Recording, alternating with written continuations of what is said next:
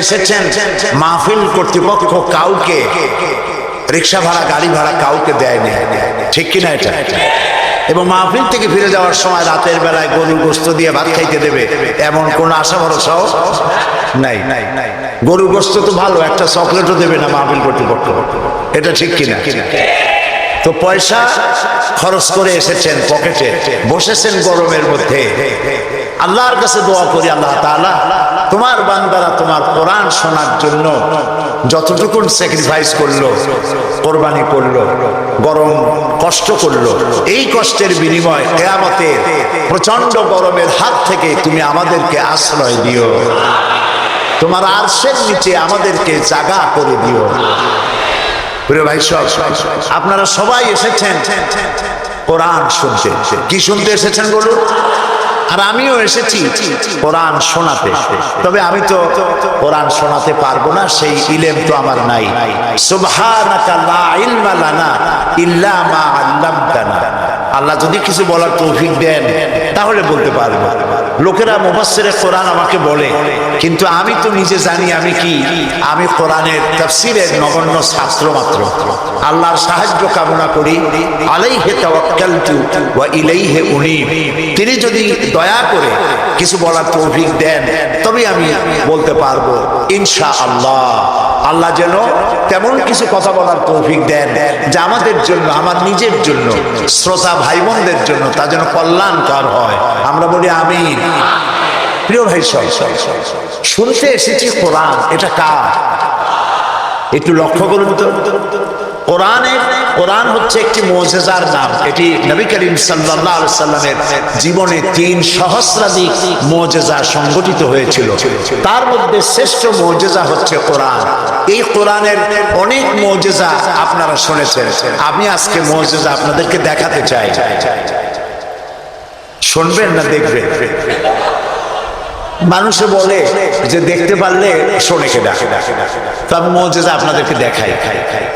এরকম একটি সমাবেশ করতে হলে যে কোনো রাজনৈতিক দলে লক্ষ লক্ষ টাকা খরচ করা লাগবে, এটা ঠিক কি?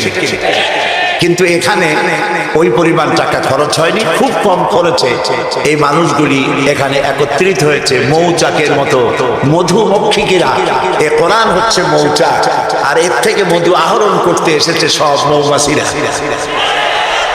তারপরে সমাবেশ হলে, রাজনৈতিক সমাবেশ, চতুর্দিকে পুলিশ আর বিডিআর দাঁড়াইয়া বসাইতে এত চেষ্টা করে, তাও বসতে চায় না। যদিও বসে সিনেবাদাম চাবায়, সিগারেট টানে, এদিক ওদিক তাকায়। কিন্তু লক্ষ্য করুন তো, কোনো পুলিশ বলতেছে বসে বসে, কোনো বিডিআর কাউকে পিটাইতেছে, কেউ সিনেবাদাম চাবাইতেছে। শুধুমাত্র কোরআনটা শুনতে আসছে। কোরআনটা শুনতে আসলে যদি এই শৃঙ্খলা, এই শান্তি, এই নিরাপত্তা যদি চোখের সামনে দেখা যায়, তাহলে এই কোরআনের আইন যদি দেশে চালু হয় তাহলে দেশটা জান্নাতের মতো হয়ে যাবে। এটাই কোরআনের চিরন্তন মুজিজা। সুবহানাল্লাহ বলি আমরা। প্রিয় ভাই সব, আমি ছোট্ট একটি ভূমিকা দেব, তারপরে আলোচনায় চলে যাব। আমি আপনাদেরকে দীর্ঘক্ষণ কষ্ট দেব না ইনশাআল্লাহ। কোরআন আল্লাহর বাণী, এর মধ্যে যা আছে সব কথাগুলি কার? একটি কথাও মানুষের তৈরি করা নয়। এর বিসমিল্লাহ থেকে শুরু করে সূরা নাস পর্যন্ত সবটা কার? নাজিল করেছেন তিনি, এবং এটি একজন ফেরেশতার মাধ্যমে নবীদের কাছে এসেছে। ফেরেশতা নাম কি আপনারা জানেন? সবাই জানেন, হযরত জিবরাইল আলাইহিস সালাম। তার মাধ্যমে এগুলি নবীদের কাছে, নবী করিম সাল্লাল্লাহু আলাইহি সাল্লামের কাছে নাজিল হয়েছে। একদিনে হয় নাই, সময় লেগেছে কয় বছর? 23 বছর। তখন তো প্রেস ছিল না, টেলেক্স নাই, ফ্যাক্স নাই, কম্পিউটার নাই, রেডিও নাই, টেলিভিশন নাই। নবী করিম সাল্লাল্লাহু আলাইহি সাল্লাম মুখস্থ করেছেন, টেপ রেকর্ডার ছিল না, নিজে মুখস্থ করেছেন। আর শক্ত হাড্ডি, চামড়া, কাঠ এবং সেই সময় যে সব কাগজ পাওয়া গেছে মোটা, ওর উপরে লিপিবদ্ধ করতে বলা হয়েছে। রাসূলের ভয় ছিল যে কোরআনের একটি আয়াত, একটি জের জবর যেন ছুটে না যায়, সেজন্য নিজে মুখস্থ করার জন্য খুব তাড়াহুড়ো করতেন, জিহ্বা নাড়াচাড়া করতেন। আল্লাহ দেখলেন রাসূলের খুব কষ্ট হচ্ছে। আল্লাহ রাব্বুল আলামিন কোরআনে কারীম মুখস্থ করতে রাসূলের কষ্ট হচ্ছে, এটি দেখে বললেন লা তুহাররিক বিহি লিসানাকা লিতাজালা বিহি।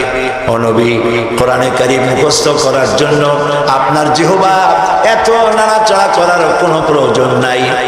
আমার জিবরাইল যখন আপনার প্রতি কোরআন অবতীর্ণ করবে, আপনি তখন তার সাথে একবার মাত্র উচ্চারণ করবেন।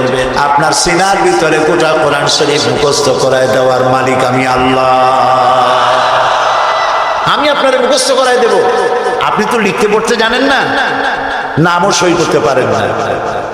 আমি আপনাকে মুখস্থ করার তৌফিক দেব। আপনি তেলাওয়াত করতে পারবেন, সে তৌফিক দেব। আর তেলাওয়াত করে মানুষকে বুঝাইতে পারবেন, সে তৌফিক আপনাকে আমি দান করব। নবী করিম সাল্লাল্লাহু আলাইহি ওয়াসাল্লাম কোরআন মুখস্থ করতেছেন। আর ইসলাম প্রচারের সবথেকে বড় হাতিয়ার হচ্ছে কোরআন।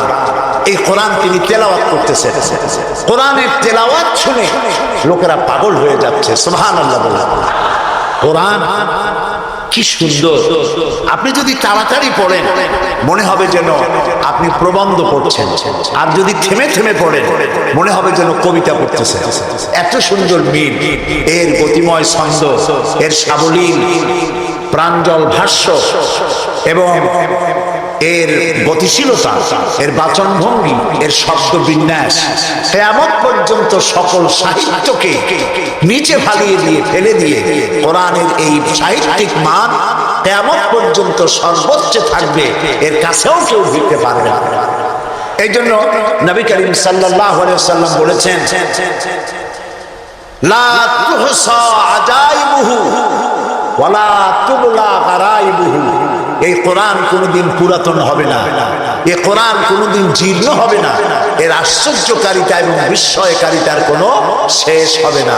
ফিহে মাসাবিহুল হুদা, এটি হচ্ছে কোরআন হচ্ছে হেদায়েতের মশাল, ও মানারিল হিকমা, এবং এটা হচ্ছে বিজ্ঞানের সুউচ্চ মিনার।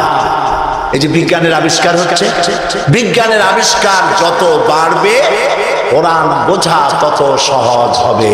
সুবহানাল্লাহ।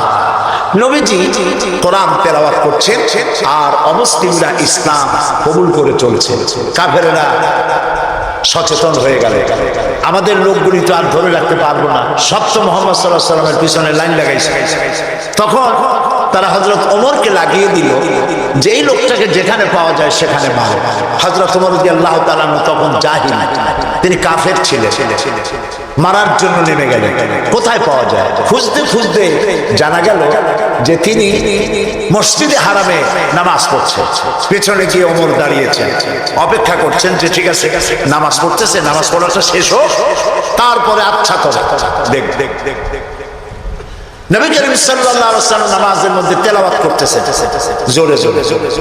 এখন আপনারা বুঝুন, এই কোরআন শরীফ হচ্ছে আল্লাহ, তেলাওয়াত করছেন যার উপরে নাজিল হয়েছে তিনি। এখন শুনতে কত মজা হচ্ছে।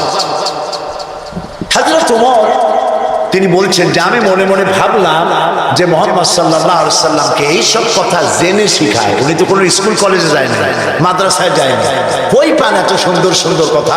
নিশ্চয়ই জেনে শিখাচ্ছে। হযরত ওমর বলেন আমি যখন মনে করছি নবীজিকে মুহাম্মদ সাল্লাল্লাহু আলাইহি সাল্লামকে জেনে কথাগুলি শিখিয়েছে, অমনি তিনি নামাজের ভিতরে তেলাওয়াত করলেন ইন্নাহু লাকাউলু রাসূলিন কারীম। এটি একটি মহান বার্তাবাহকের বর্ণনা। হযরত ওমর চিন্তা করলেন সর্বনাশ, আমি মনে মনে চিন্তা করছি জেনের কথা, আর উনি জবাবে বললেন না জেনের কথা না, এটা সম্মানিত বার্তাবাহক তিনি বর্ণনা করেছেন। হযরত ওমর বলেন আমি মনে মনে ভাবলাম জেন যদি না শিখিয়ে থাকে তাহলে তলে তলে কোন ফাঁকে যেন মুহাম্মদ সাল্লাল্লাহু আলাইহি ওয়াসাল্লাম কবি হয়ে গেছেন, কারণ এত সুন্দর মিলিয়ে মিলিয়ে কথা তো আর শুনি নাই কখনো। হযরত ওমর বলেন আমি যখন ভাবলাম তিনি কবি হয়ে গেছে, অমনি তিনি নামাজের ভিতরে আমার এই কথার প্রতিবাদ করলেন। তিনি পড়লেন ওয়ামা হুয়া বিকাউলি শাইরিন কালিলাম মা তুমিনুন। না না না, এটা কোনো কবির কথা নয়, তোমরা খুব কমই বিশ্বাস স্থাপন করো। হযরত ওমর বলছেন, কি সাংঘাতিক কথা। চিন্তা করলাম জেনের কথা কয় না, জেনের কথা না, চিন্তা করলাম কবির কথা মনে মনে, আর উনি প্রকাশ্যে জবাব দিচ্ছেন যে কবির কথা না। তাহলে তো শুধু কবি, উনি কবি হন নাই, উনি গণকও হইছে, তা না হলে আমার মনের কথা বুঝে গেল। হযরত ওমর বলেন, আমি যখন মনে মনে চিন্তা করলাম তিনি গণক হয়েছে, অমনি নামাজের ভিতরে তিনি আমার এই কথারও জবাব দিয়ে দিলেন। তিনি পড়লেন, ওয়ালা বিকাউলি কাহিনিন কালিলাম মা তাযাক্কারুন। না, এটা কোনো গণকের কথা নয়। সুবহানাল্লাহ। তোমরা খুব কমই উপদেশ গ্রহণ করে থাকো। হযরত ওমর বলছেন, এবার আমার পায়ের তলা থেকে যেন মাটি খসে যাচ্ছে। কি আশ্চর্য কথা! যা মনে চিন্তা করি তার জবাব আসে নামাজ থেকে। এটা জেনের কথা না, এটা কবির কথা না, এটা গণকের কথা না, তবে এটা কি? বিরাট এক জিজ্ঞাসাবোধক চিহ্ন আমার সামনে ঘুরপাক খাচ্ছে। তবে এটা কি? হযরত ওমর বলেন, আমি যখনই চিন্তা করলাম তবে এটা কি, অমনি রাসূল নামাজের ভিতরে আমার সে কথার জবাব দিয়ে দিলেন। তিনি পড়লেন, তানজিলুম মির রাব্বিল আলামিন। এটি হচ্ছে আল্লাহ রাব্বুল আলামিনের নাযিলকৃত কিতাব। হযরত ওমর বলছেন, আমার মনে হচ্ছিল যে ইসলাম তার সব শক্তি নিয়ে তার শেকল সূত্র আমার কলিজার মধ্যে গেড়ে বসতেছে। কোরআন এক বৈপ্লবিক পরিবর্তন এনেছিল তদানীন্তন সমাজের মধ্যে। যারা চোর ছিল, ডাকাত ছিল, রাসূলুল্লাহ মেসমেরিজম করেন নাই, জাতিকে হিপনোটাইজ করেননি। গোটা জাতি চোর, ডাকাত, জেনাকার, বদমাশ, সন্ত্রাসী, সুদখোর, গোটা জাতির মধ্যে একটি বিরাট পরিবর্তন এসে গেল। যারা ছিল চোর, যারা ছিল ডাকাত, তারা মানুষের সম্পদের পাহারাদার হয়ে গেল। সুবহানাল্লাহ বলবেন না? যারা নারীর সতীত্বের জম ছিল, তারা নারীর সতীত্বের সংরক্ষণকারী হয়ে গেল। যারা যারা সুদভিত্তিক অর্থনীতি দিয়ে গোটা সমাজের সম্পদকে কক্ষিগত করেছিল, তারা কোরআনের সংস্পর্শে এসে সারা জীবনের সঞ্চিত সব সম্পদ অবারিত উন্মুক্ত হস্তে গরিব জনসাধারণের জন্য দুহাতে বিলায় দিতে লাগলো। এই যে বিরাট পরিবর্তন আসলো, সেই পরিবর্তন আনার পেছনে কাজ করেছে যে কিতাবখানা, সেই কিতাবের নাম কোরআন। বলেন জোরে, কোরআন। এই কোরআন শরীফকে আল্লাহ তাআলা হেফাজত করার দায়িত্ব নিয়েছেন। বেদ বলেন, বাইবেল বলেন, সমস্ত ধর্মীয় পুস্তকগুলি উল্টাপাল্টা হয়ে গিয়েছে, কোনোটার অরিজিনালিটি নাই।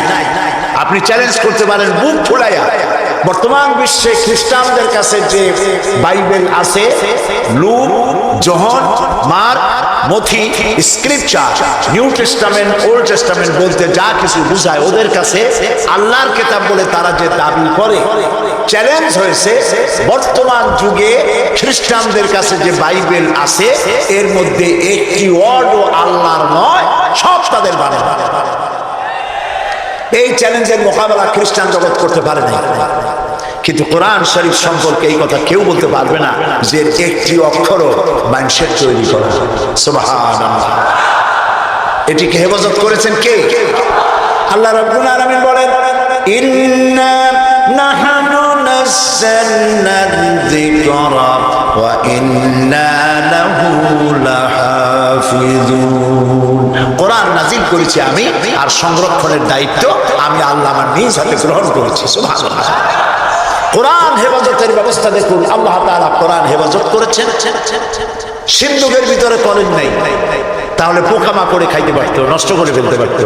ব্যাংকের লকারে রাখেন নাই, লোহার সিন্ধুকে রাখলে এটা ড্যাম হতে পারত, এটা ফাঙ্গাস পড়তে পারত, এটা নষ্ট হয়ে যেতে পারত। আল্লাহ তাআলা হেফাজতের এমন ব্যবস্থা করলেন যা পৃথিবীর কোন জাতির ধর্মীয় গ্রন্থকে হেফাজতের এই ব্যবস্থা নাই। সেটা কি? সেটা হলো আলমারিতে নয়, সিন্ধুকে নয়, ব্যাংকের লকারে নয়, মানুষের মেমোরির ভিতরে, কলিজার মধ্যে, ব্রেনের মধ্যে আল্লাহ পাক কোরআনকে হেফাজত করে দিয়েছেন। এমন জায়গায় রেখেছেন যেখান থেকে ফাঙ্গাস পড়া অথবা পোকামাকড় ঢুকে, তেলা পোকা, উই পোকা, সার পোকা ঢুকে নষ্ট করবে এমন কোনো সম্ভাবনা নাই। চুরি হবে, ডাকাতি হবে, পরিবর্তন হবে এমন কোন সুযোগ নাই। কোরআন মানুষকে মুখস্থ করা আল্লাহ সহজ করেছেন, সুবহানাল্লাহ। সূরা কামার, সূরা কামারের মধ্যে আল্লাহ রাব্বুল আলামিন 4 বার বলেছেন ওয়ালাকাদ ইয়াসসারনাল কুরআনা লিযিকর ফাহাল মিন মুদ্দাকির। অবশ্যই কোরআন মুখস্থ করার জন্য আর বোঝার জন্য আমি আল্লাহ মানুষের কাছে সহজ করে দিয়েছি, সুবহানাল্লাহ। মানুষ এখন মুখস্থ করতেছে। কোরআন যারা মুখস্থ করছে তাদের সংখ্যা, এক জরিপে জানা গেছে সারা পৃথিবীতে কোরআন যারা মুখস্থ করেছে তাদের সংখ্যা 5 কোটি ছাড়াই গেছে। ময়মনসিংহে হাফেজ নাই আছে সর্বত্র।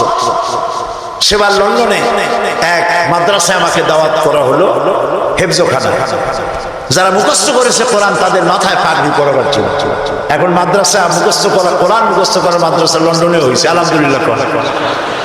ইসলাম ডুবাই দেবো, মিটাই দেবো, যতই চিল্লা, এটা বন্ধ করার ক্ষমতা পৃথিবীর কোন মানুষের নাই। এটা বন্ধ করার ক্ষমতা বুশের নাই, বুশের বাবেরও নাই। সুবহানাল্লাহ বলো। প্রিয় ভাই, সব সেই ইংল্যান্ডে আজ আর নাই যে ইংল্যান্ডে এখন থেকে 150 বছর আগে মাত্র একটা মসজিদ ছিল। সেই ইংল্যান্ডে এখন মসজিদের সংখ্যা 8000 ছাড়াই গেছে। কেমনে বন্ধ করবা ইসলাম? ফেরাউন যত চেষ্টা করছে মুসারে আসতে দেবে না। আল্লাহ মুসা আলাইহিস সালাম নিয়ে ফেরাউনের ঘরেই লালন পালন করছে, ঠিক কিনা? তো সেই মাদ্রাসার ছাত্রদেরকে মাথায় পাগড়ি পড়াতে 10-12 দিন ছেলে, ছোট্ট একটা ছেলে আসছে, এতটুকু। আমি জিজ্ঞেস করলাম এ কি? আমি মনে করছি সে বোধহয় আন্দাজে আসছে পাগড়ি নেওয়ার জন্য। তাই বললাম এ কি? বলে যে এর মাথায় তো পাগড়ি দিবেন কেন? যত খাবে। আশ্চর্য, কত বয়স কত? 7.5 বছর হতো। সুবহানাল্লাহ, আমার চোখে পানি এসে গেল। আমার কাছে মনে হলো যেন আল্লাহ তাআলা প্রশান্ত মহাসাগরকে একটা ঝিনুকের মধ্যে আল্লাহ তাআলা ঢুকাই দিয়েছে। কোরআনের হেফাজতের মালিক কে? আরো জোরে বলুন। তিনি হেফাজতের দায়িত্ব নিয়েছেন। এখন এই কোরআন থেকে আমি কিছু কথা আলোচনা করতে চাই স্বল্প সময়ের মধ্যে। আলোচনা করব সেই জায়গা দিয়ে যেই জায়গাটির দিকে আলোচনা করলে পরে আমাদের আকীদা দুরস্ত হয়ে যাবে। আল্লাহ তো সংখ্যা বেশি চান না, আল্লাহ চান কোয়ালিটি। কোয়ান্টিটি প্রয়োজন না, কোয়ালিটির প্রয়োজন। 313 জন মুসলমান দিয়ে যা হয়েছে, আজকে পৃথিবীতে 150 কোটি মুসলমান দিয়ে তা হচ্ছে না, ঠিক কিনা বলে? সত্য কিনা? এমন সময় তো ছিল যখন মুসলমানেরা একটা খেজুর ছিঁড়ে 8-10 জন দাঁতে লাগাইয়া চাবাইছে। 1 গ্লাস পানি অনেকজন মানুষের ঠোঁট ভিজিয়ে তারপরে লড়াই করেছেন। এরপরে গোটা পৃথিবীর অর্ধেকটা পৃথিবী মুসলমানদের পায়ের উপরে চুমো খেয়েছে। আজ মুসলমানের সংখ্যা বেড়েছে কিন্তু কোয়ালিটি বাড়ে না।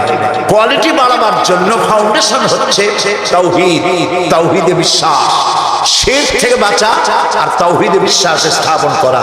এই আকীদা যদি মজবুত না হয় তাহলে আমাদের সংখ্যা যতই বাড়ুক, কাফের এবং দুশমনদের সামনে আমরা হেয় প্রতিপন্ন, লাঞ্ছিত হতে বাধ্য হব। সেই জন্য আমি আপনাদের সামনে একটি জায়গা থেকে আলোচনা করতে চাই। তার আগে শয়তানের ওয়াসওয়াসা থেকে পানাহ চেয়ে নিতে হবে, কারণ শয়তান চায় না যে আমরা আল্লাহর কথা শুনি। শয়তান কি চায়? সেজন্য আল্লাহ তাআলা বলেছেন কোরআন তেলাওয়াতের সময় শয়তানের ওয়াসওয়াসা থেকে আমার কাছে পানাহ চেয়ে নিন। আপনারা সবাই আমার সাথে পড়েন, আউযু বিল্লাহি মিনাশ শাইতানির রাজীম, বিসমিল্লাহির রাহমানির রাহিম। বিতাড়িত মকদুদ শয়তানের ওয়াসওয়াসা থেকে পানাহ চাই পরম করুণাময় আল্লাহর নামে শুরু করছি। সূরা লুকমান, 2য় রুকু। ওয়ালাকাদ আতাইনা লুকমানাল হিকমাতা আনিশকুর লিল্লাহ ومن يشكر فإنما يشكر لنفسه ومن كفر فإن الله غني حميد وإذ قال لقمان لابنه وهو يعظه يا بني لا تشرك بالله إن الشرك لظلم عظيم صدق الله العظيم। দুটি আয়াত আমি আপনাদের সামনে তেলাওয়াত করেছি। অর্থ হচ্ছে, আর অবশ্যই আমি লোকমানকে জ্ঞান দান করেছি এবং তাকে বলেছি যে তুমি আল্লাহর প্রতি কৃতজ্ঞ হও। আর যে ব্যক্তি কৃতজ্ঞ হয় সে তার নিজের জন্যই কৃতজ্ঞতা প্রকাশ করে। ওমান কাফারা, আর যে ব্যক্তি অকৃতজ্ঞ, ফাইন্নাল্লাহা গানিয়্যুন হামিদ, আর জেনে রেখো আল্লাহ তাআলা কারো কৃতজ্ঞতার, কারো প্রশংসার মুখাপেক্ষী নন, তিনি হামিদ, নিজের থেকে নিজেই প্রশংসিত। এটি হলো আমার তেলাওয়াতকৃত আয়াতের তরজমা। এখন এই আয়াত থেকে কিছু কথা আমি আপনাদের সামনে আলোচনা করতে চাই। ফ্যানটা আমার ডাইরেক্ট করে দেয়। সেটা হলো এই, আল্লাহ তাআলা বলছেন ওয়ালাকাদ আতাইনা লুকমানাল হিকমা, আমি লোকমানকে জ্ঞান দান করেছি। লোকমান সম্পর্কে আমাদের অনেকের ধারণা যে লোকমান ছিলেন পয়গম্বর বা নবী বা রাসূল ছিলেন। এটি ঠিক নয়। হযরত লোকমান নবী না, রাসূল না, তাকে আল্লাহ জ্ঞান দান করেছিলেন। কে জ্ঞান দান করেছিলেন বলুন? আল্লাহ তাআলা তাকে জ্ঞান দান করেছিলেন। হযরত লোকমান ছিলেন একজন বাদশাহ, একজন রাজার, তিনি ছিলেন কৃতদাস। এখন একদিন বাদশার কাছে খবর এলো যে আপনার যে খাদেম, যে গোলাম লোকমান, সে তো বড় বুদ্ধিমান মানুষ। বলে কেমন? যেখানেই যায় উট ভেড়া ছাগল ইত্যাদি তো পালে, তো যখন যেখানে যায় উট ভেড়াগুলো ছেড়ে দিয়ে তারপরে এক জায়গায় বসে, আর সব রাখালরা তার চারদিকে এসে বসে যায়, আর উনি জ্ঞানপূর্ণ কথা বলে। তার জ্ঞানের কথা শুনে মানুষগুলি হা করে তাকায় থাকে। বাদশা মনে করলেন যে আমার ভেড়া ছাগল রাখে, তার যদি হয় এত জ্ঞান, তো তারও তো আমার আটকায় রাখা ঠিক না। আচ্ছা জ্ঞানটা কেমন তো একটু পরীক্ষা তো করি। একদিন লোকমানকে তিনি ডাকলেন, ডেকে বললেন লোকমান, তুমি এক কাজ করো, আমার যে ছাগলগুলি তুমি পালতেছো, একটি ছাগলকে জবাহ করে ওর ভিতর থেকে ছাগলের শরীরের সব থেকে উৎকৃষ্ট অংশটা আমার জন্য নিয়ে আসে। হযরতে লোকমান একটা ছাগল জবাহ করলেন এবং ছাগলের কলিজা এনে পিরিচে করে ওনার সামনে হাজির করে দিলেন। কয়েকদিন যাওয়ার পর বাদশা আবার বললেন, আজকে আরেকটা ছাগল জবাহ করো এবং তার শরীরের নিকৃষ্ট অংশটা আমার সামনে নিয়ে আসো। লোকমান আরেকটা ছাগল জবাহ করলো এবং ওই ছাগলের কলিজাটা পিরিচে করে এনে হাজির করে দিল। বাদশা বলল, আমি শুনছিলাম তোমার নাকি অনেক জ্ঞান, এই বুঝি জ্ঞানের পরিচয়? আমি যেদিন চাইলাম, প্রথম বললাম সব থেকে উৎকৃষ্ট জিনিস আনো, তুমি কলিজা নিয়ে আসলা। সব থেকে নিকৃষ্ট জিনিস চাইলাম, তখনও তুমি নিয়ে আসলা কলিজা। তোমার জ্ঞানের পরিচয় তো পাইলাম না। লোকমান বললেন, হযরত লোকমান হাকিম বললেন, যাব না, আপনি আমার মধ্যে জ্ঞানের পরিচয় কি পেয়েছেন পান নাই সেটা বড় কথা। বড় কথা হলো এই, শুধু মানুষ না, প্রত্যেক প্রাণীর মধ্যেই আল্লাহ তাআলা একটা জিনিস দিয়েছেন। সেই জিনিসটা যদি ভালো হয় তাহলে প্রাণীটা ভালো। অর্থাৎ মানুষের মধ্যে, প্রাণীর মধ্যে ভালো যদি কোনো জিনিস থাকে তার নাম দিল, তার নাম কলিজা। আর খারাপ যদি কোনো জিনিস থাকে তার নাম দিল, তার নাম কলিজা। এখন লক্ষ্য করুন, লোকমান যে কথা বললেন 1000 বছর আগে, নবী করিম সাল্লাল্লাহু আলাইহি সাল্লাম 1000 বছর পরে পৃথিবীতে এসে সেই একই কথাই বললেন। একই কথাই বললেন। রাসূল কি বললেন? আল্লাহর নবী বললেন, ইন্না ফিল জাসাদে মুদগাতান, মানুষের শরীরের মধ্যে এক টুকরা গোশত আছে।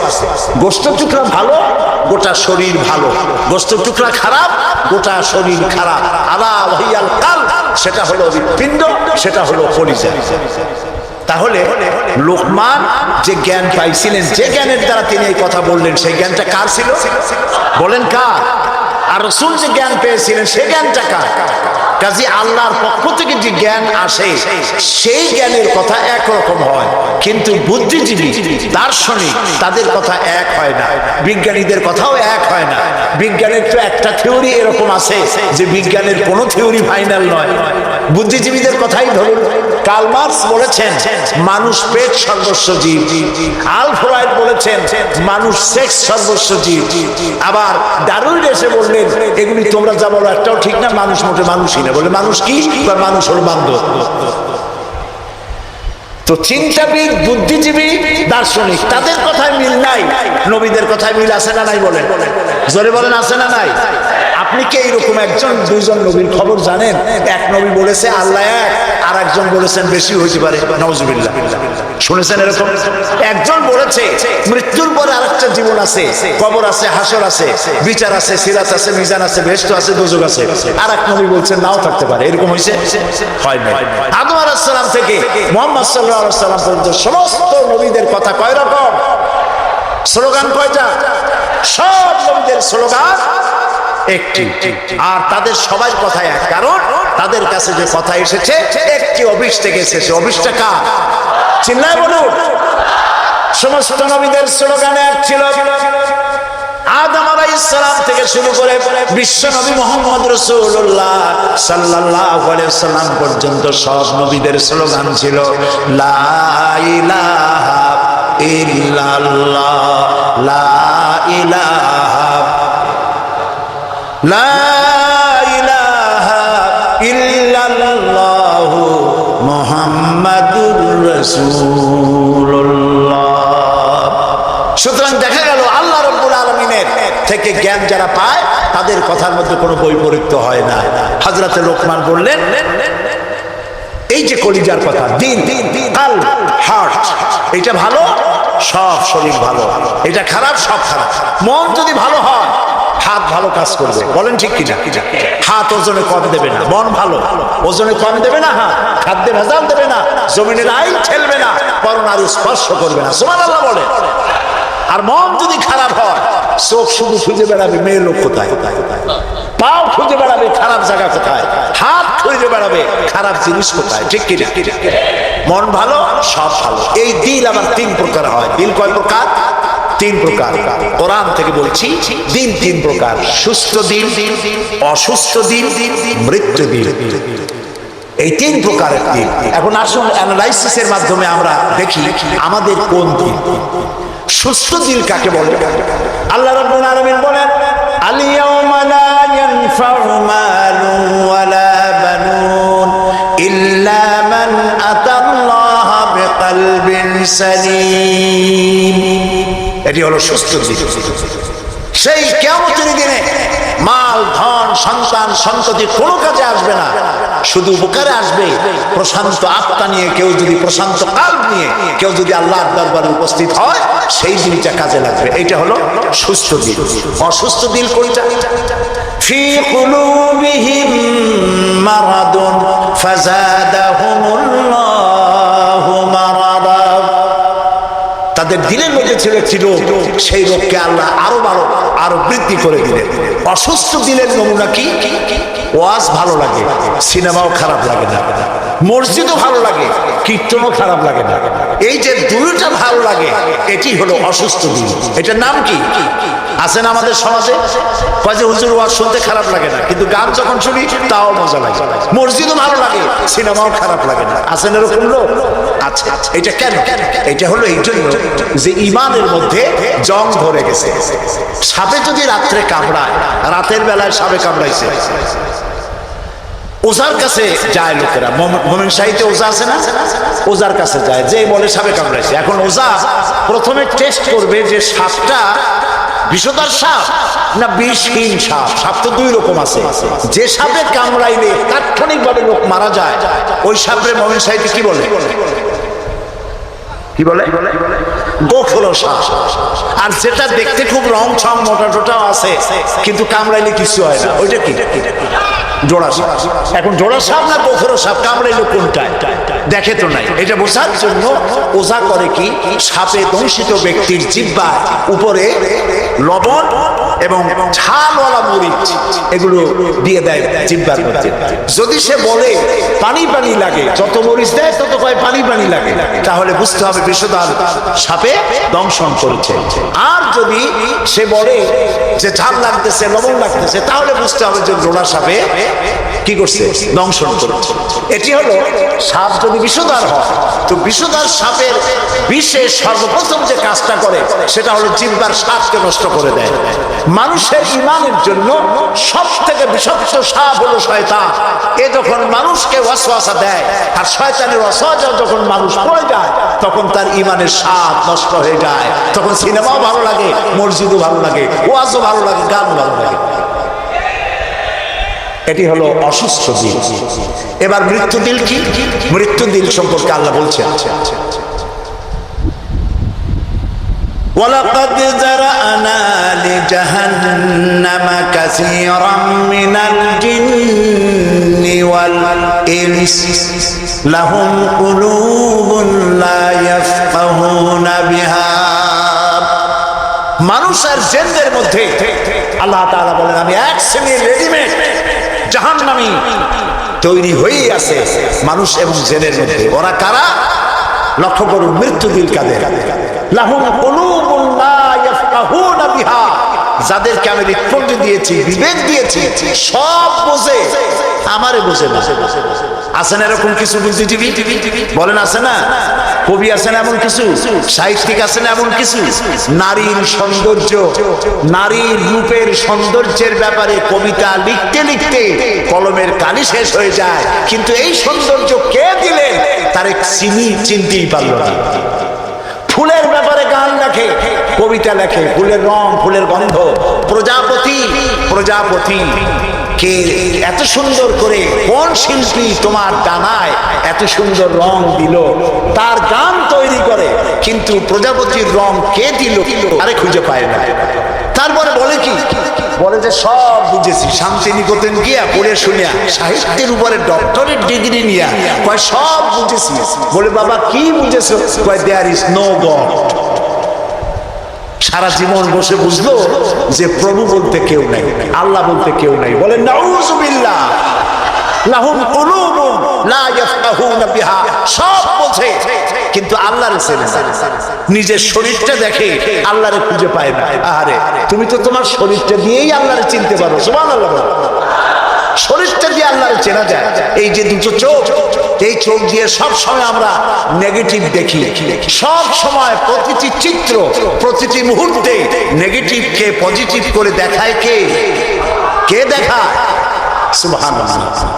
এত সুন্দর দুটি চোখ আল্লাহ দিলেন, চোখের মধ্যে আল্লাহ আবার পানি দিয়ে দিলেন। পানি মানে কান্নার পানি না, এমনি চোখে পানি আছে। আপনি চোখে পলক মারেন, পলক মারেন না? কথা না বললে বুঝি। এই যে পলক মারেন, এটা কি ইচ্ছে করে মারেন না অটোমেটিক হয়? অটোমেটিক হয়। ইচ্ছে করে মারলে ফটর ফটর করতে। আপনি নিজের অজান্তেই চোখগুলি পলক মারে। কেন? কেন? কেন? আল্লাহ রাব্বুল আলামিন মানুষের কল্যাণের জন্য এমন অটোমেটিক ব্যবস্থা করে তিনি রেখে দিয়েছেন। শহরে বন্দরে গ্রামে নগরে গঞ্জে বাতাসের ভিতরে পলিউশন আছে, রোগের জার্ম আছে, বাতাসের ভিতরে উড়ে বেড়ায়, অনবরত চোখের ভিতরে প্রবেশ করে চোখ নষ্ট করে দিতে পারে। এই জন্য রব্বুল আলামিন চোখের ভিতরে পানি ধরনের একরকম মেডিসিন রেখে দিয়েছেন। প্রতি মুহূর্তে চোখ পলক মেরে মেরে চোখকে আল্লাহ তাআলা ক্লিন করে দিতেছেন। শরীরের ভিতরে একটা শরীর দিয়ে আল্লাহকে চেনার জন্য যথেষ্ট। এই শরীরে আল্লাহ অসংখ্য রগ রেশা দিয়েছেন। মাথা থেকে শুরু করে পা পর্যন্ত যতগুলি নার্ভ আছে, সবগুলি নার্ভ ছিঁড়ে ছিঁড়ে যদি জোড়া লাগানো যায়, পুরা পৃথিবী একবার ঘুরে আসা যাবে। সুবহানাল্লাহ করতে ইচ্ছে করে না? আর যদি পাশাপাশি সাজায় রাখেন, 3 একর জমিন লাগবে একটা মানুষের রগ সাজায় রাখতে। এই রগগুলি দিয়ে আপনি আমি যা খাই, এটাকে বলা হয় কার্বোহাইড্রেট। চাউল, চাউল জাতীয় খাদ্য, আটা, আটা জাতীয় খাদ্য, চিনি, চিনি জাতীয় খাদ্য। আর ডাল ডাল জাতীয় খাদ্য। এই 4 প্রকারের খাদ্য হলো কার্বোহাইড্রেট। এগুলি মানুষের খাইলে পরে শরীরের ভিতরে এর থেকে রক্ত হয়, এর থেকে পেশাব পায়খানা হয়ে বর্জ্য বেরিয়ে যায়, আর যেটা রক্ত হয় সেই রক্তটাকে গোটা শরীরে প্রবাহিত করে শরীরটাকে আল্লাহ উষ্ণ রাখেন। সেজন্য এত রগ রেশা দিয়েছেন। এখন এই রক্তগুলিকে মাথা থেকে শুরু করে পা পর্যন্ত পৌঁছে দেওয়ার জন্য আল্লাহ একটা জেনারেটর রেখে দিয়েছেন বুকের মধ্যে। কত বুদ্ধি করে জেনারেটর নামটা কি? মাশাআল্লাহ, বুঝে ফেলেছেন। জেনারেটর নাম হার্ট। সেটা অনবরত সিস্টোলিক এন্ড ডায়াস্টোলিক এভাবে করে সম্প্রসারণ সংকোচন এরকম করতেছে। চিকিৎসা বিজ্ঞানীরা বলেছেন মানুষকে মাথা থেকে শুরু করে কাটাকাটি করে সব বুঝেছি, কিন্তু হার্ট এরকম এরকম করে কেন? এর উৎস আজ পর্যন্ত পৃথিবী খুঁজে পায় না। এটি এভাবে করে করে রক্ত ছড়িয়ে দিচ্ছে। এখন দেখেন আল্লাহর খোঁজার ব্যবস্থা। মানুষ খাইয়া খাইয়া তারপরে হার্টের মধ্যে চর্বি গিয়ে চলে। হার্টের মধ্যে যে করোনারি আর্টারি, করোনারি আর্টারির মধ্যে গিয়ে চর্বি জমতে লাগে। হঠাৎ করে রক্ত প্রবাহ যখন বন্ধ হতে থাকে, আর চলতে পারে না, তখন অ্যানজাইনা হয়, হার্টে বেদনা শুরু হয়। এই বেদনা শুরু হলে তাড়াতাড়ি ডাক্তার এনজিওগ্রাম করে তারপর দেখে কতটা নষ্ট হয়েছে। ওইটাকে যদি প্রয়োজন হয় রগ বদলাবার, তখন তাকে বাইপাস করা হয়। বাইপাস করে নতুন রগ লাগাতে হবে। এখন বলেন এই নতুন রগ কোথায়? গরুর রগ লাগাইলে হবে? বলে ছাগলের রগ? এখন আল্লাহ রাব্বুল আলামিনকে চেনা সহজ। ওই রব্বুল আলামিন এমন সুন্দর ব্যবস্থা রেখেছেন, কারো যদি বাইপাস ওপেন হার্ট সার্জারি করার যদি প্রয়োজন হয়, রগের যদি 2-4টা রগ যদি লাগে, আল্লাহ রাব্বুল আলামিন মানুষের হাতের মধ্যে, পায়ের মধ্যে স্পায়ার পার্টস কতগুলি রগ রেখে দিয়েছেন। ডাক্তারেরা পা থেকে হাত থেকে সেই রগগুলি নিয়ে হার্টের ভিতরে ওই রগ লাগিয়ে দিয়ে নতুন ভাবে আবার রক্ত সঞ্চালনের ব্যবস্থা করে দেয়। জালিকুমুল্লাহু রাব্বুকুম, এই হচ্ছে তোমাদের রব। সুবহানাল্লাহ বলে। ইনি আল্লাহ যিনি এই ব্যবস্থা করেছেন। কিডনি লাগে একটা মানুষের জন্য কয়টা? না না, 2টা লাগে না। কিডনি লাগে একটা, কিন্তু আল্লাহ তাআলা দিয়েছেন কয়টা? 2টা। একটা যদি অকেজো হয়ে যায়, আরেকটা দিয়ে যেন কাজ হয়। লক্ষ্য করুন, আপনার মেমোরি, আপনার মগজ, আপনার ব্রেন, যে ব্রেনটা, যে মগজটা মাথার মধ্যে আছে, এই মগজের মধ্যে রয়েছে অসংখ্য সেল, কোষ, CELL, অসংখ্য কোষ। মেমোরি কোষ, বুদ্ধির কোষ, শোকের কোষ, সুখের কোষ, অনুভূতির কোষ। মানে আপনার জন্য, এরপরে ডাটা ইনফরমেশন রক্ষা করার জন্য কোষ। অনেকগুলি সেল আছে। মেমোরি সেল যেটা আছে মগজের মধ্যে, সারা পৃথিবীর সকল ডাটা, সকল ইনফরমেশন, সকল তথ্য যদি আপনার মেমোরিতে আপনি ঢুকান, এই মেমোরি সেলে এত জায়গা, পৃথিবীর সব ডাটা ঢুকাবার পরেও 100 ভাগের 1 ভাগ জায়গা ধরবে না। দেখুন অবস্থা। আপনি বসে আছেন চেয়ারে, অফিসে কাজ করছেন, হঠাৎ করে অনুভব করলেন কে যেন জামা গেঞ্জি ফুটো করে আপনার পিঠের মধ্যে নিডেল ঢুকাই দিচ্ছে। কে দিল? কে দিল? ও, তাও তো বুঝে ফেলেছেন। জামা কাপড় সুদ্ধা নিডেল ঢুকাই দিচ্ছে। আপনি কিন্তু টের পাইছেন না? টের পান নাই? টের পাইছেন কিনা? এই টের পাওয়ার জন্য আল্লাহ রাব্বুল আলামিন চামড়ার মধ্যে অসংখ্য কোটি কোটি লোমকূপ সৃষ্টি করেছেন। লোমকূপ দিয়ে ঢুকলো, আপনি টের পেয়ে গেছেন। টের পাওয়ার সাথে সাথে এই খবরটা চলে গেছে বুদ্ধির কাছে। বুদ্ধির একটা সেল আছে না ব্রেনে, আপনার ওই যে মগজের মধ্যে, ওইখানে চলে গেছে খবর যে পিঠের মধ্যে একজন ইনজেকশন করতে গেছে। বুদ্ধির সেল সাথে সাথে হাতের উপরে ফ্যাক্স পাঠায়, ফ্যাক্স ঠাপ করে মেরে দিয়েছে পিঠের উপরে, মশার গোষ্ঠী সাফ হয়ে গেছে। সময় লাগে নাই 1 সেকেন্ড, সাথে সাথে অ্যাকশন, ডাইরেক্ট অ্যাকশন। কপালে যদি থাকে আল্লাহরে চিনতে কষ্ট হয় না, আর কপালে না থাকলে শামসি নিকেতন থেকে PhD ডিগ্রি করে কাফের হয়ে যায়, মুরতাদ হয়ে যায়, কপাল পুড়ে যায়। এই জন্য অল্পের মধ্যে বুঝতে সহজ, যদি ঈমান থাকে কিসমতে। প্রিয় ভাই সব, আল্লাহ রাব্বুল আলামিন বলছেন লাহুম কুলুবুন লা ইয়াফকাহুনা বিহা, তাদেরকে হৃদয় দিয়েছি, তাদেরকে বিবেক দিয়েছি, সব বুঝলো, আমারে বুঝলো না। তাদের আমি কান দিছি, সব শুনলো, কিন্তু আমার কথা হকের দাওয়াত শুনলো না। চোখ দিলাম, সব দেখলো, কিন্তু সবকিছু দেখে আমারে খুঁজে পাইলো না। এদের অবস্থাটা কি? আল্লাহ রাব্বুল আলামিন বলেন, উলাইকা কাল্লানাম, এরা চতুষ্পদ জানোয়ারের মতো। আল্লাহ বলেন না, তাতেও হয় না, বালহুম আদাল, এরা জানোয়ারের চাইতেও নিকৃষ্ট। বলেন নাউজুবিল্লাহ, জানোয়ারের চাইতেও নিকৃষ্ট। আমি চিন্তা করলাম যে আল্লাহ তাআলা জানোয়ার বলছিলেন, তা তো একটা ঠিক ছিল। জানোয়ার বলেছেন, জানোয়ার কে বললেন? পশু কে বললেন? আল্লাহ তাআলা বলেছেন। এখন চিন্তা করলাম আল্লাহ পশু বললেন, ঠিক আছে, কিন্তু পশুর চাইতেও খারাপ এই কথাটা বললেন কেন? বুঝে আসতেছিল। আল্লাহ তাআলা বলেন, কোরআন যদি কেউ বুঝতে চায় তো বুঝার জন্য আমি তার দিল খুলে দেব। সুবহানাল্লাহ, ওয়া মান ইয়াত্তাকিল্লাহা ইয়াজআল লাহু মাখরাজা, আল্লাহকে ভয় করে কেউ পথ চলতে চাইলে আল্লাহ পথ তৈরি করে দেন। আমি চিন্তা করে দেখলাম সত্যিই তো জানোয়ারের চাইতেও তো মানুষগুলা খারাপ। ওই সব মানুষ যারা আল্লাহরে চিনলো না। কিরকম দেখেন, আপনারা অনেকে বাড়িতে কুকুর পোষেন। কুকুর পোষে না মানুষ? কুকুর সাংঘাতিক বুদ্ধিমান প্রাণী এবং প্রভু ভক্ত। লন্ডনে তো বহুত কুকুর আছে যারা স্কটল্যান্ড ইয়ার্ড বাহিনীতে চাকরি করে, ভালো ভালো চাকরি করে, ইন্সপেক্টর আছে, হ্যাঁ, কর্নেল আছে, মেজর আছে, ইন্সপেক্টর আছে। অবশ্য কুত্তায় জানে যে সে মেজর বা কর্নেল, এবং এরা দারুণ হুকুম পালন করে। চোরের ছবিটা দেখায় দেবে আর তার ব্যবহৃত কাপড়টা শুকায় দেবে, বাস শেষ কাজ। যেখানে পাবে সেখানে ধরবে। $1 কোটি বা পাউন্ড যদি দেয়, কুত্তায় ছাড়বে না। সাংঘাতিক অফিসার, কথা বুঝতে পেরেছে? তো অনেকে কুত্তা পোষে। এখন কুত্তা পুষেছে, মাহফিল আসছে একটা লোক, রাত 2:30, 2টা বা 11টার সময় বাড়ি ফিরেছে। কুত্তা টের পাইছে, অন্ধকার রাত, কে যেন আসতেছে। কুত্তা তার ভাষায় বলেছে হট। এখন বাড়িওয়ালা বলছে এই ডবলু, আদর করে নাম রাখছে কুত্তার ডবলু। একটা ধমক দিল, কুত্তা গলার আওয়াজ শুনে বুঝে ফেলেছে। কুত্তা গলার আওয়াজ বোঝে না? কুত্তা তো ভালো, গরুতেও বুঝে। আপনি আপনার গরুরে ডাক দেন অন্ধকারে, গরু আপনার ডাকের সাড়া দেবে, কাছে আসবে। আসেন এরকম? অন্ধকারে গিয়ে গরুর ডাক দিলে বাড়িওয়ালার ডাকে গরু সাড়া দিয়ে আসে না? বিল দিয়ে আসে না? কুত্তায় থেমে গেল, বুঝতে পারলো এ তো আমার মালিক, আমি তো ভুল করছি। যখন মালিক কাছে আসলো, কুত্তায় লেজ দাঁড়াইয়া গাছ সাথে মিশে মিশে লেজ দাঁড়াইতে লাগলো। তার ভাষায় সে বলতে লাগলো, আই এম এক্সট্রিমলি সরি।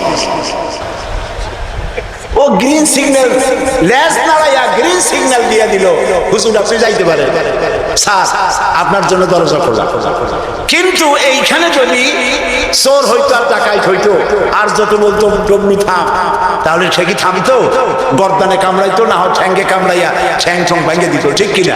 তাহলে বোঝা গেল কুত্তায় মালিকও চেনে, শত্রুও চেনে।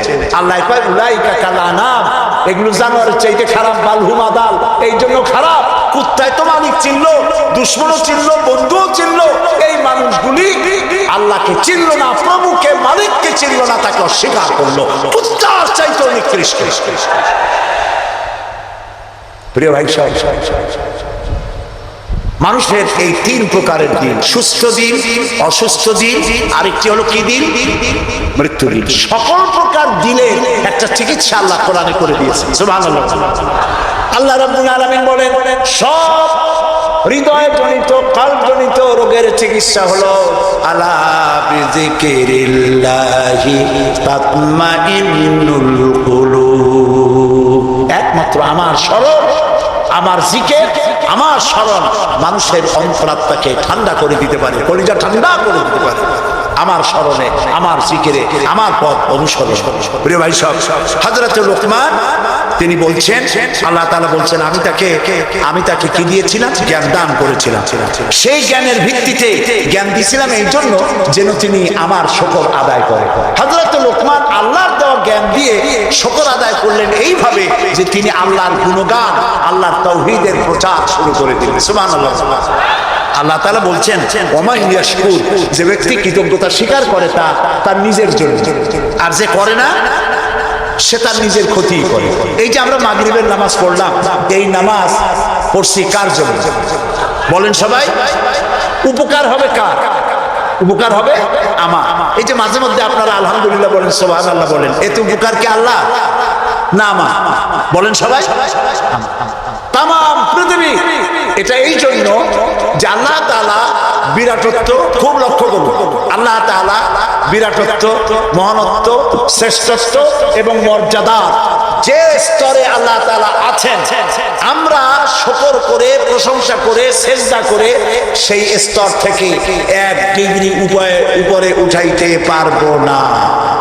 এবং যেখানে তার মর্যাদা আছে, সারা পৃথিবীর সব মানুষ যদি আল্লাহকে অস্বীকার করে, ওই স্তর থেকে 1 ডিগ্রি নিচে নামানো যাবে অসম্ভব।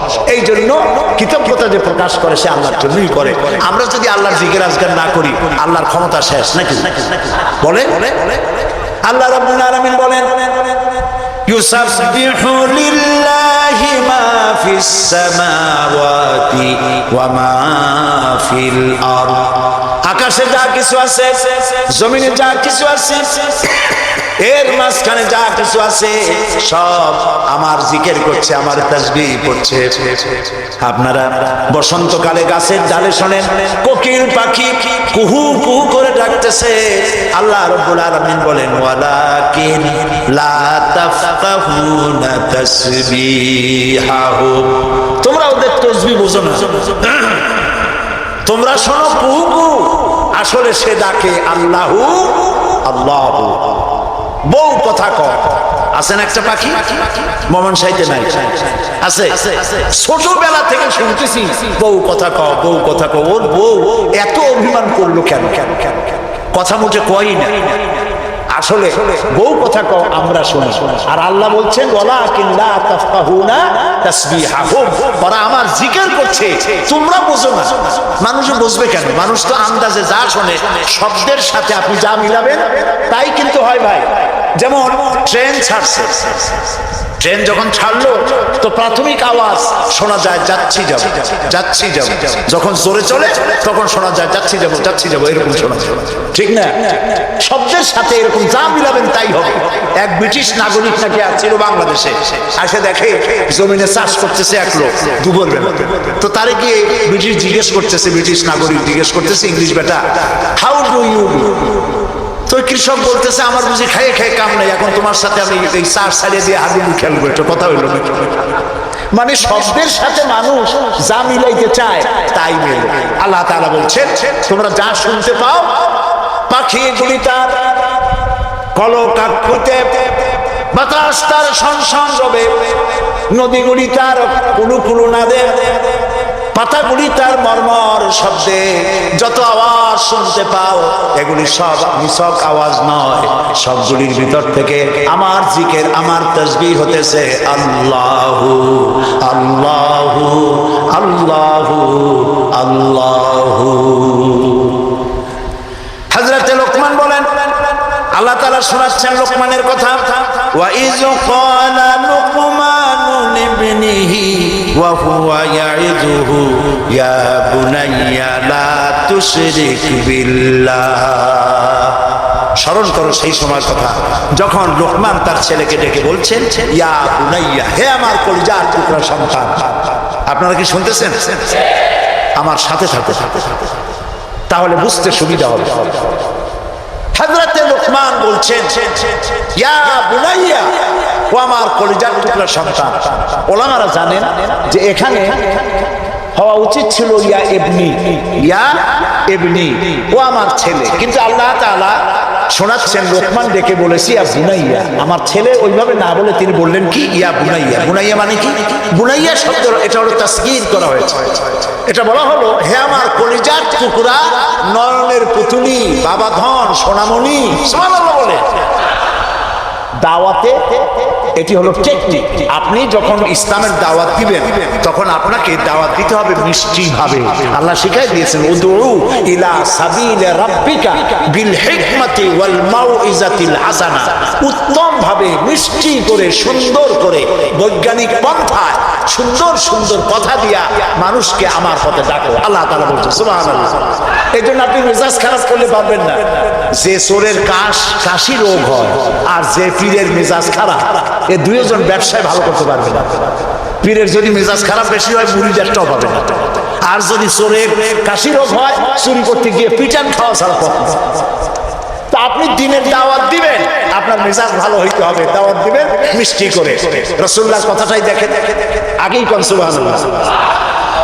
আল্লাহ রাব্বুল আলামিন বলেন ফাবিমা রাহমাতিন মিনাল্লাহি লিনতা লাহুম ওয়ালাউ কুনতা ফাযযাল গালিদাল কলবি লানফাদ্দু মিন হাওলিক। হে রাসূল, হে রাসূল, আপনার প্রতি আল্লাহর করুণা হচ্ছে এই যে আল্লাহ তাআলা আপনার দিনটাকে নরম করে দিয়েছেন। সুবহানাল্লাহ। আপনার কাছে যেই আসে সিমেন্টেড হয়ে যায়, কেউ ছিটকে পড়ে না আপনার ব্যবহারের কারণে। রাসূলের ব্যবহার, সুবহানাল্লাহ বলেন, সুবহানাল্লাহ। কি ব্যবহার! মসজিদে নববীতে এক বদবী এসে পেশাব করেছে মসজিদে নববীর মধ্যে। আচ্ছা কোন তো এই মোমেন শাহীতে মসজিদের মধ্যে না, মসজিদের বাইরে দাঁড়াইয়া দেওয়ালের উপরে যদি কেউ পেশাব করে আপনি কি করবেন? জি বুঝতে পারছি আপনারা কি করবেন। চেহারা দেখি বোঝা যায় আপনারা কি করতে পারেন। মসজিদের ভেতরে পেশাব করতেছে রাসূলের সামনে, সাহাবায়ে কেরামদের চোখ মোটা হয়ে গেছে। ভাবখানায় এই রাসূল পারমিশন দেন আর জম্মের মতো পেশাব করাই দেয়। রাসূলুল্লাহ বললেন না না, বাধা দিও না, তাহলে সে অসুস্থ হয়ে যেতে পারে। তার সবটা আনলোড হতে দাও। সবটা শেষ হইল, রাসূলুল্লাহ তাকে কাছে ডাকলেন, ডেকে বললেন তুমি যে কামটা করলা তুমি কি জানো ওইটা কি? কয় না তা জানি না। তিনি বললেন এটা হলো মসজিদ, আমরা এখানে আল্লাহর সেজদা দেই। তোমার যখন এই কাজের দরকার হবে তখন বাইরে গিয়ে করবা। তোমাদের উপাসনালয় আছে না? কয় যে আছে। তো সেইখানে যদি এই কাম কেউ করে তাহলে তোমার কেমন লাগবে? এই কাজটা কখনো করবা না। লোকটি বলল আমি তো শুনেছিলাম আপনি বাদশাহ, তা আমি এখন বুঝলাম আপনি বাদশাহ না। বাদশাহ হইলে যে কাম আমি করছি এটা তো আমার কল্লা এতক্ষণ গড়াগড়ি যাইতো। আপনি তো বাদশাহ না, আপনি অবশ্যই অবশ্যই আল্লাহর নবী, কোনো সন্দেহ নাই আমার মনের মধ্যে। এই ছিল রাসূলের ব্যবহার। রাসূলুল্লাহ সাহাবীদের দিকে তাকায় বললেন ইন্নামা বুইসতুম মুয়াসসিরিন। ও সাহাবীরা, আল্লাহ তোমাদেরকে পাঠাইছেন মানুষের কাছে দ্বীনকে সহজ করার জন্য, কঠিন করার জন্য নয়। রাসূলুল্লাহ যখন দাওয়াতের লোক পাঠাতেন বলতেন ইয়াসসিরু ওয়ালা তুআসসিরু, মানুষকে সহজ করে দ্বীন বুঝাও, কঠিন করে বুঝায়ও না। বাশশিরু ওয়ালা তুনাফিরু, বেহেশতের খবর দিয়া মানুষকে দ্বীনের পথে ডাকো। জাহান্নাম জাহান্নাম, এটা করলে জাহান্নাম, সেটা করলে জাহান্নাম, জাহান্নামের ভয় দেখিয়ে মানুষকে দ্বীনের রাস্তা থেকে সরিয়ে দিও না। সুবহানাল্লাহ। এই ছিল রাসূলের ব্যবহার। তাই মানুষকে দাওয়াত দেওয়ার সময় টেকনিকটা, লোকমানের দাওয়াত ছেলের প্রতি আল্লাহ কত পছন্দ করেছেন। তিনি ডেকে বলছেন ইয়া বুনাইয়া, ও আমার কলিজার টুকরা, আমার বাবা, আপনি নিজে আছে না মোমেন শাহী যেমন বখাটে ছেলে, মাথায় উল্লুকের মতো চুল, হাতে ভাল্লুকের মতো নখ, গলায় সোনার চেন, এরকম মোমেন শাহীতে নাও থাকতে পারে। কিছু পোলাপান আছে মাথায় চুল চুল রেখে একটা কেমন কেমন ভাব, তারপরে গলায় মোটা সোনার চেন, পৌষ মাসের শীতেও সামনের 2-3টে বোতাম খুলে থই, লোকেরা যেন বোঝে উনি একখান কিছু ঝুলাইছে। এইরকম ছেলেকে যদি আপনি তো রাগ করে আছেন, ছেলে আপনার কথা শোনে না, যদি ভাত খাওয়ার সময় ডাকেন সোনামণি, বাবা, কলিজার টুকরা, নয়নের পুতুলি, আব্বু, একটু কাছে আয়। আরে ও যত বড় খারাপ হোক আপনার পায়ের কাছে চলে আসবে, আপনি ওর কপালে একটা চুমা দেন, ওর গালে একটা চুমা দেন। আব্বু, এই যে তুমি জামা কাপড় পরছো এগুলো মাইকেল জ্যাকসনের জন্য শোভা পায়, তুমি রাসূলের উম্মত, মুসলমান মায়ের পেটে আসছো, এটা তোমার জন্য শোভা পায় না। আব্বু, এই কাজটা তুমি করো না, আমার অসম্মান হয় সমাজে। এই কথা বললে হাজার রাত ও শোনার চাইতে আপনার এই মধুর ডাকে আপনার ছেলেকে হেদায়েত হতে পারে। হযরতে লোকমান এইটা শিখাইছেন, ইয়া বুনাইয়া, ও আমার কলিজার টুকরা সন্তান। নসিহত শুনে মনে হয় যে ছেলে খুব ছোট, কিন্তু আসলে ছোট না। ছোট ছেলেরে এত বড় নসিহত করা যায় না। নসিহতের গুরুত্ব বুঝে বোঝা যায় ছেলে ছোট না, ছেলে বড়, কিন্তু ডেকেছেন তিনি সোনামণি বলে। যেমন আমাদের দেশে খোকা আছে, গেদা আছে, আমাদের বরিশালে পিরোজপুরে বাচ্চা ছেলেদেরকে আদর করে ডাকে গেদা, আর বেশি আদর করলে কয় গেদু। মোমেন শাহী কি কয়? খোকা কয় না?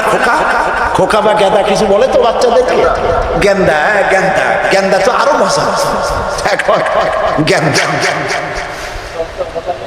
জি জি, তো খোকারে ডাক দিল, এই খোকা, গেন্দু, আরে মেহমান আসছে, একটু চাটা নিয়ে আয়। মেহমান মনে করে গেন্দু বুঝি খুব ছোট, গেদা খুব ছোট। গেদা যখন চা নিয়ে আসলো, দেখা গেল গেদা শুধু ছোটই না, শুধু নিজে গেদা না, কয়েক গেদার বাপও। হযরত লোকমান ছেলেকে আবেগ ভরা মন দিয়ে ডাকতেছেন, ইয়া বুনাইয়া, ও আমার কলিজার টুকরা সন্তান, শোনো, লা তুশরিক বিল্লাহ, আল্লাহর সাথে কাউকে শরীক স্থাপন করো না। জোরে বলেন সুবহানাল্লাহ। প্রথম দাওয়া। আমার উচিত ছিল আমার সন্তানকে এই কথা শেখানো যায়, আল্লাহর সাথে শরীক করবা না। ইন্না শিরকা লা যুলমুন আযীম, শিরক হচ্ছে মস্ত বড় জুলম। কে বলেছে? জুলুম কারে বলে? ওলামারা বুঝবেন, জুলম বলা হয় ওয়াদউশ শাই ফি গায়রি মুহাল্লি, যেখানে যে জিনিস রাখার নয় সেইখানে সেই জিনিস রাখার নাম জুলম। যেমন এই টুপি রাখার জায়গা কোথায়? মাথা। যদি হাঁটুর উপরে থুই তাহলে টুপির উপরে কি করা হলো? জুলুম করা হলো। নৌকা রাখার জায়গা কোথায় বলে? সেটা যদি রাস্তার উপরে টানায় থই তাহলে নৌকার উপরে কি করা হয়? জুলুম করা হয়। যে জিনিস যেখানে রাখার ওটা সেখানে রাখতে হবে, উল্টা করলে কি হবে? জুলুম হবে। হযরত লোকমান বলছেন, ইন্না শিরকা লা যুলমুন আযীম, শিরক হচ্ছে মস্ত বড় জুলম। তাহলে শিরকটা কি? শিরক হলো আল্লাহর কাছে যে সব সাহায্য পাওয়া যায় ওই সব সাহায্য অন্যের কাছে চাওয়া যাবে না। সাহায্য ওয়াইজা সাআলতা ফাসআলিল্লাহ ওয়াইজা ইসতাআনতা ফাসতাইন বিল্লাহ, ক্বালা নবী সাল্লাল্লাহু আলাইহি ওয়াসাল্লাম। নবী করিম সাল্লাল্লাহু আলাইহি ওয়াসাল্লাম বলেছেন, কিছু চাইতে হলে কার কাছে চাও? অন্যের কাছে চাইলে কি হবে? শিরক হবে। কোনটা? একটু বোঝেন, আপনারা বিরক্ত হচ্ছেন না তো? নিতান্ত পেশাব পায়খানার বেগ না হলে মানুষের মধ্যে দিয়ে হাঁটবেন না, একটু বলে নিলাম। আমি আপনাদেরকে কাউকে কষ্ট দিতে চাই না। নিতান্ত প্রচন্ড পেশাব পায়খানার চাপ না হলে মানুষের মধ্যে দিয়ে হাঁটা ঠিক না। মুসলমানদেরকে কষ্ট দেওয়াও কবিরা গুনার শামিল। তো আল্লাহ তাআলার সঙ্গে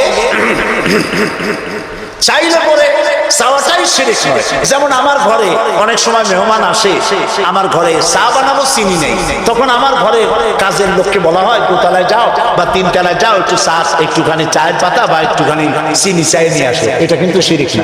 আমি বাড়ি বানাইতেছি, টাকায় কুলাইতে পারছি না, আমি দেলোয়ার হোসেন খান জুলু ভাইকে বললাম, ভাই আমরা তো পার্লামেন্টে একসাথে থাকি, আমি তো টাকায় কুলাইতে পারতেছি না, আমার 10 লাখ টাকা দেন। এটা শিরক না। কথা কি বুঝে আসতেছে? কোনটা শিরক?